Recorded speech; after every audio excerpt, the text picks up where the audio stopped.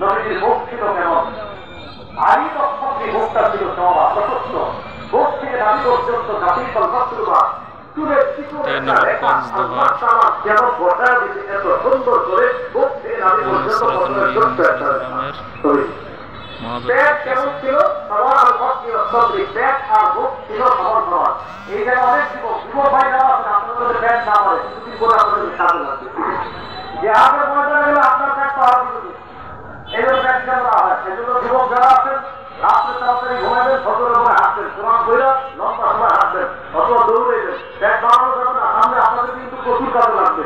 মাথার এই কথা এই জন্য পেটটা যেন না হয়। নদীটির সবার ভক্তি ও সবরি বোধ পেট এটা ছিল সমান। রাতে একটা বাজে খাইতে হবে, একার পর 2 টাকা শূন্য 6 টাকা, 8 টাকা করতে হবে 14 টাকা, আর 3 টাকা বেশি পড়বে 17 টাকা। একটার আগে খাবেন আর একটার পরে একটা যখন 17 টাকা করবেন, তাড়াতাড়ি ঘুমায় যাবেন। পেট বলতে আপনারা মনে ঘুমাবে পারবো না এরকম। এই জন্য রাতে 10টার মধ্যে খায়,